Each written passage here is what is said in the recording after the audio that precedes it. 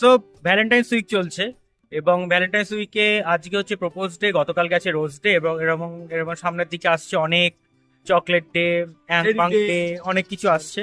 So এই Valentine's উইকে যারা সিঙ্গেল তারা কি শুধুমাত্র ওই বিছানায় শুয়ে শুয়ে ফার্স্টেশন বার করবে নাকি কান্নাকাটি করবে? হ্যাঁ, সেই সব না করে তোমাদের জন্য চলে এসেছে একটা দারুণ সিনেমা, হিমেশ রেশমিয়া অভিনীত ছবি ব্যাড অ্যাস রবি কুমার।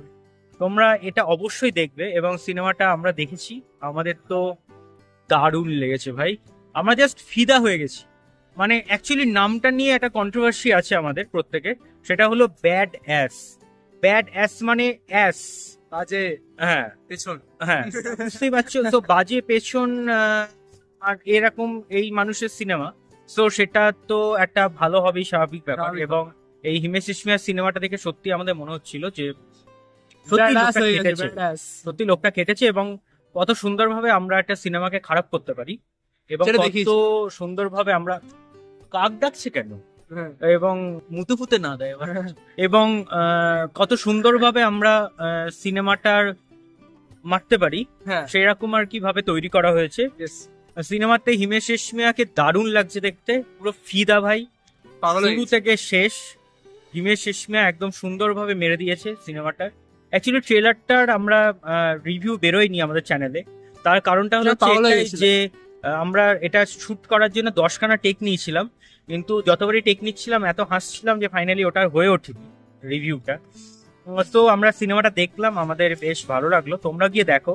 ফার্স্টেশন দূর করার একটা মাত্র ওষুধ ভাই, সেটা হলো ব্যাডাস রবি কুমার। সিনেমা হলে গিয়ে দেখ। সিনেমা হলে গিয়ে দেখার মতন সিনেমা, এবং দেখতে পারবে তোমরা যে কিছু সিনেমা হয় যেগুলো খুব ভালো সিনেমা, যেগুলো মাস্টারপিস। মাস্টারপিস যাওয়ার মতো। অস্কার্সে যার মতন। এবং আরেকটা জিনিস বলা, সেটা হলো অস্কার্সকে যেতে গিয়ে ওই অস্কার্সের ওই রেড কার্পেটে গিয়ে যদি হোঁচট খেয়ে পড়ে যাওয়ার মতন অভিনীত ছবি হচ্ছে ব্যাডাস রবি কুমার। Yes। জাস্ট একটুর জন্য হাত থেকে মিস হয়ে গেল অস্কারটা।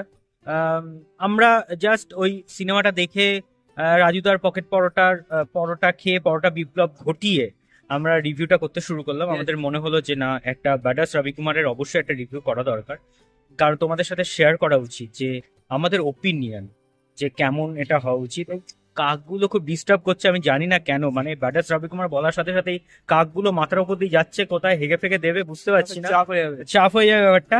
সো এটাই হচ্ছে বলার যে বেশ ভালো অ্যাকশন ধর্মী সিনেমা, গিয়ে দেখো। দারুণ অ্যাকশন, মুখের মধ্যে পেন না সিগারেট না চুরুট বোঝা যাচ্ছে না, কিছু একটা আছে। তোমরা গিয়ে ডেপতে দেখো ব্যাপারটাকে।